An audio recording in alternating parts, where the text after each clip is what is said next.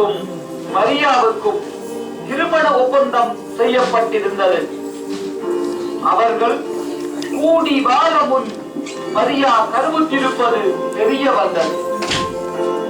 அப்போது வானதூதர் மரியாவிடம் சென்று, அருள் நிறைந்தவளே வாழ்க, பெண்களுக்குள்ளே ஆசீர்வதிக்கப்பட்டவளே, நீர் ஒரு மகனை பெற்றெடுப்பீர், அவருக்கு இயேசு என பெயரிடுவீர் என உரைத்தார். அப்பொழுது மரியா மண்டியிட்டு, நானோ கன்னி, எப்படி ஒரு மகனை பெற்றெடுப்பேன் என பதைபதைப்புடன் கேட்டார். அப்போது வானதூதர், நீர் கருவுற்றிருப்பது தூய ஆவியினால், ஆகையால் நீர் பயம் கொள்ள தேவையில்லை என்று கூறினார்.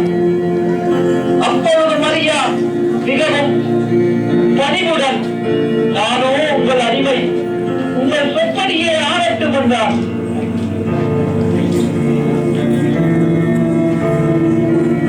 திருமண நாளை ஆவலுடன் எதிர்பார்த்திருந்த மணமகன் யோசேப்பிற்கு மரியா கருவுற்றிருப்பது தெரிய வந்தது.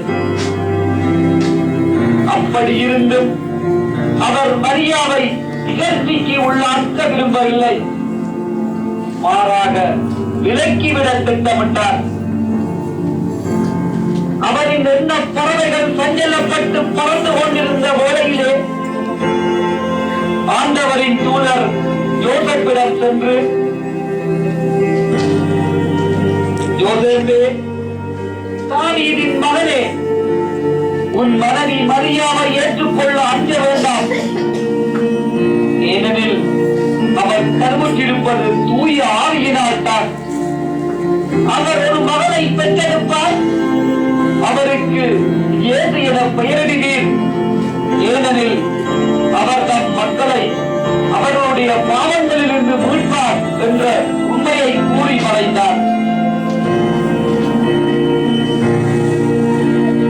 ஒரு நாள் மக்கள் தொகை கணக்கு எடுக்க வரும்போது யோசேப் தன் மனைவி மரியாவை கூட்டிக் கொண்டு சொந்த ஊராகிய பெத்லகேமுக்கு சென்றார்.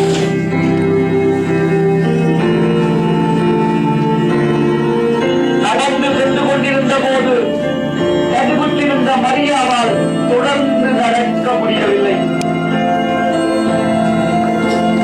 அப்போது அன்று இரவு மட்டும் தங்குவதற்கு அருகிலுள்ள வீடுகளில் இடம் கேட்டார்.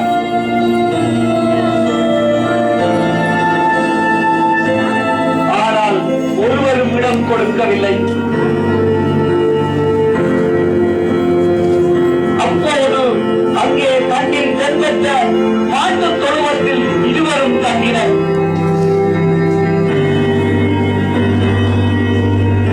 ஏதோ ஆகமத்தில் எழுதப்பட்டது போல இயேசு பிரான் மாட்டு தொழுவத்திலேயே பிறந்தார்.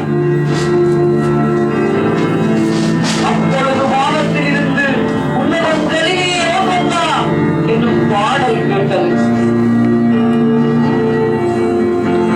அங்கே தங்கியிருந்த இளைஞர்கள் எடுத்து பார்த்த போது வெள்ளர ஆடையால் இது ஒருவர் குழந்தையை சுற்றி தீவிர தொட்டியில் கிடத்தி இருந்தார்கள். அதை பார்த்த இளைஞர்கள் மண்டியிட்டு புனித பாலனை வணங்கி இன்புற்றார்கள்.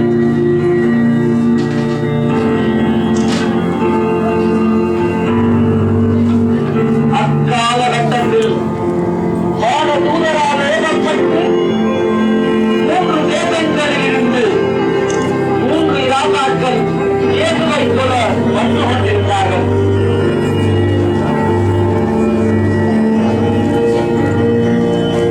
அவர்களுக்கு வழித்துணையாக வந்த விண்மீ திடீரென மறைந்து விட்டது.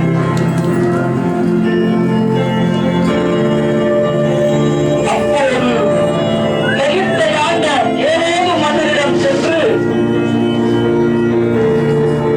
அரசர்களுக்கு எல்லாம் நேராக ஒரு அரசர் பிறந்திருக்கிறார், எங்கே என்று தெரியுமா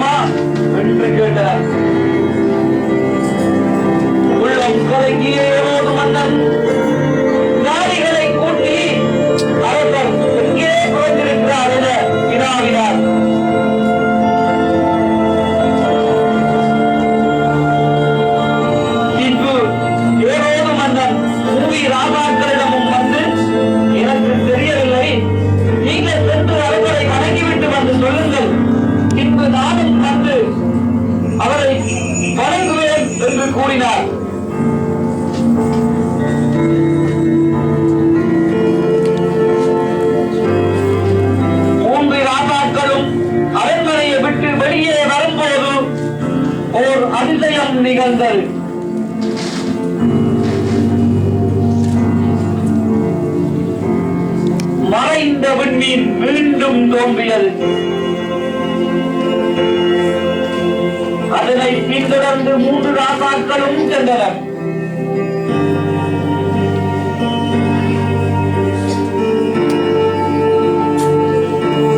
திடீரென அந்த விண்மீன் ஒரு மாட்டுத் தொழுவத்தின் மேல் நின்றது.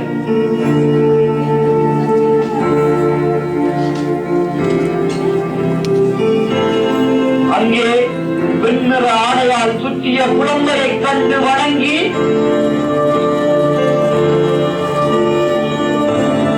அவர்கள் பொன் தூபம் வெள்ளி போன்றவற்றை காணிக்கையாக கொடுத்து சந்தோஷமாக திரும்பினார்கள்.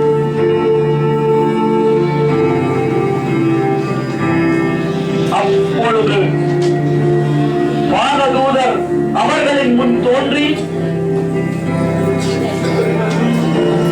ஏதோ மன்னன் குழந்தையை கொல்ல திட்டமிட்டிருக்கிறார், ஆதலினால் வேறு வழியாக உங்கள் நாட்டுக்கு செல்லுங்கள் என்று கூறி மறைந்தார். அவர்களும் அதன்படியே செய்தனர். அன்றிரவே தூதர் ஜோசப்பிடம் மரியாவையும் குழந்தையையும் கூட்டிக் கொண்டு இங்கிருந்து புறப்படுங்கள்,